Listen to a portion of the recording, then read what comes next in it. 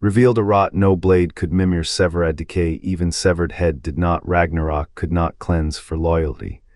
Odin had chained him in Yggdrasil's roots, a prisoner to his own foresight. The god tree's whispers revealed a rot no blade could sever a decay, even Ragnarok could not cleanse. By binding to Kratos, Mimir sought to sever that thread.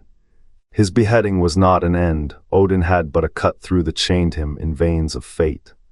What if his sacrifice was the only blade sharp enough to save what Asgard's fires could not touch? Odin's imprisonment of Mimir wasn't punishment, it was silence, a dam on knowledge that would have flooded Asgard's fate. Mimir saw the storm, Odin turned his back. What if the Allfather's blindness was the spark that ignited Ragnarok? The one-eyed sage chose a warrior over a king-not rebellion, but a warning. Each step with Kratos was a thread pulled to unravel the tapestry Surtur would burn. The cost, Asgard's fall, the reward. 9 realms that might still stand. Mimir hung in Yggdrasil's roots, Odin's prisoner, his voice a whisper against the void. Asgard's emissary, now a shell of wisdom and chains. Freya's sorcery stitched his severed head to Kratos' blady mercy, a mistake. He spoke of realms collapsing, not falling. The well of Urd's dry throat, Odin's pride blinded him, Mimir saw. Kratos was not a savior, he was the last hand to steady a tottering world. What good is a throne when the earth cracks beneath it? Mimir chose the blade over the crown, not betrayal, calculation. Asgard's gods prayed to stop Ragnarok, he sought to outrun it. His one eye saw the fire already burning in the dark, 143 words. The Eddas speak of Surtur's flame consuming Asgard. Odin, Allfather, turned his back on the verses etched in Yggdrasil's roots. Mimir, bound in endless twilight, had no need for prophesy. Centuries of silence had taught him what the runes could not. His severed head, a sacrifice not to wisdom but to control. Odin did not chain him, he buried him. Beneath Bifrost's foundations, Mimir watched the threads of the 9 realms tighten like a noose. A god's truth is a weapon. Odin knew this, Mimir knew it too well. The well of Urd ran dry while the Allfather gambled with futures, betting his eye for a glimpse of what could not be changed.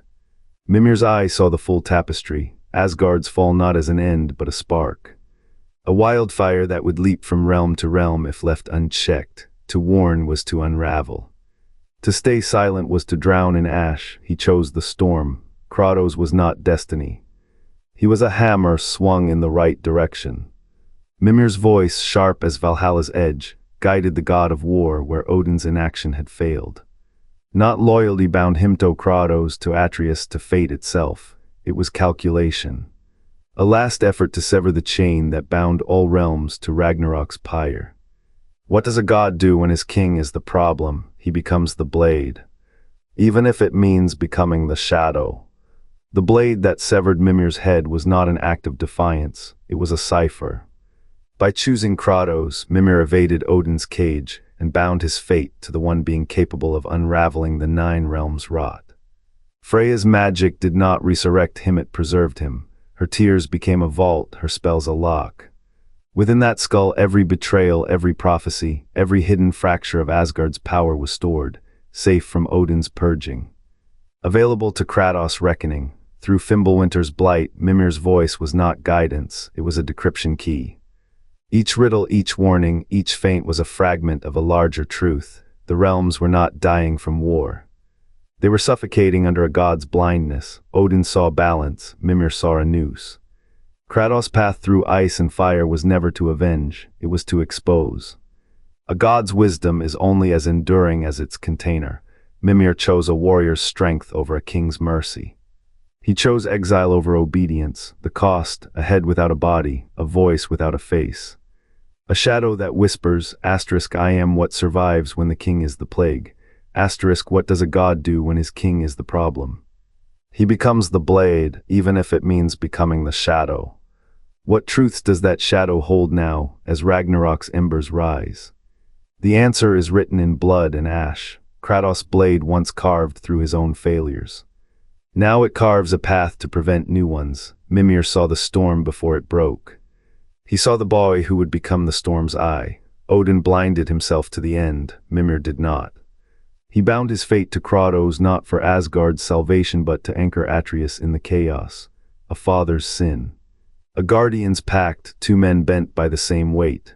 Kratos learned to hold a child without crushing him. Mimir learned to trust a god who burned his own world. The Greek father's shadow lengthens across the Norse snow. A warning, a mantra, protect, repeat. What does a god do when his greatest weapon is also his greatest failure? Odin made a king, Kratos made a man. Mimir chose the man, because kings die and realms collapse. But a father's rage, it outlives the gods. The wellspring of Mimir's foresight remains unspoken. No scroll, no whisper from the well of Erd binds his tongue. He speaks of threads snapping, of Asgard's shadow stretching, yet the why rots unsaid. His eye, plucked by Odin's blade, never gazed on more than the price of crowns.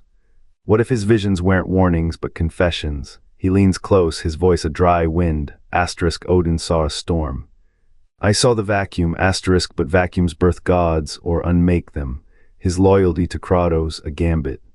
A father's blade passed not as a relic but a lever, to shatter what Asgard could not. The 9 realms pulse like a wounded heart. Mimir knows the beat will falter. Kratos' rage is a hammer, but hammers crack anvils. Did he bind himself to a warrior to save realms or to silence one? The well's depths murmur, no answers. Only the echo of a question. When the world burns, who decides which fire saves it? Mimir's whispers were not riddles, they were elegies. For sun he could not shield, only steer through fire. The well's voice warned of Ragnarok's chains tightening, unbreakable. Odin saw them as threats, Mimir saw them as inevitability. He did not side with Kratos to topple a king, he sided to plant a seed. Atreus, raised in the storm's eye, was the only heir the 9 realms could bear. Asgard's gods burned, the boy who was Loki fled. Mimir's head, severed yet steadfast, watched the ash fall. His final counsel was not to gods. It was to the boy who would outlive them all. What father could stand idly by when the world's end was a cradle? Mimir's blade cut deals in darkness. Each scar on Kratos' back was a step toward Atreus' future. The north wind howled, the world's serpent awoke. Mimir's voice in Kratos' ear was not guidance seat, was surrender.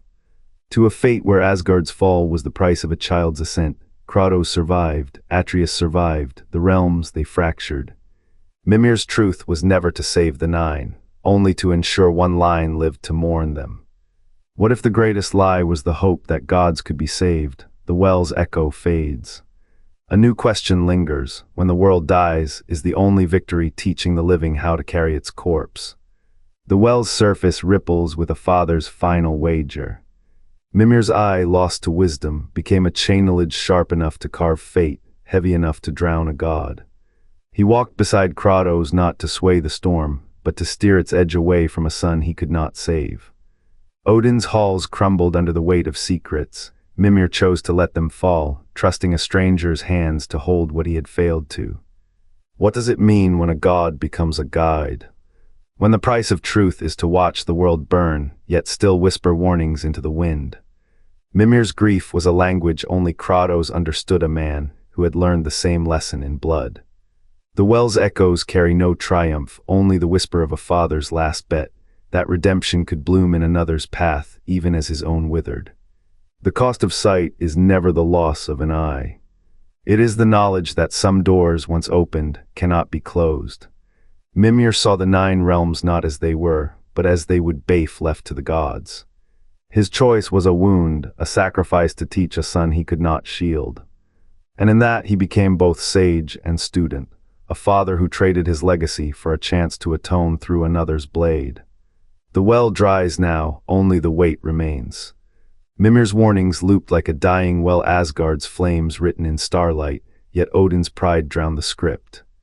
What if the one-eyed sage's silence wasn't neglect but calculus? Each riddle a tether not to save gods, but to chain fate to Kratos' blade. The prose Edda whispers of cycles unbroken. What if Mimir's inevitability was a pivot, not a dirge? Odin's eye saw power. Mimir saw the fault line only, a mortal's vengeance could ride to seal it. The 9 realms ledger balances on a son's debt, not a king's. Did Mimir trade Asgard's ghost for Kratos' survival? Or did he merely guide the hammer already in motion? The well's truth dries. What remains is the shape of its echo. Mimir's warnings looped like a dying well, Asgard's flames written in starlight, yet Odin's pride drowned the script. What if the one-eyed sage silence wasn't neglect but calculus? Each riddle a tether not to save gods, but to chain fate to Kratos' blade. The prose Edda whispers of cycles unbroken. What if Mimir's inevitability was a pivot, not a dirge? Odin's eye saw power. Mimir saw the fault lineonly, a mortal's vengeance could ride to seal it. The 9 realms ledger balances on a son's debt, not a king's. Did Mimir trade Asgard's ghost for Kratos' survival? Or did he merely guide the hammer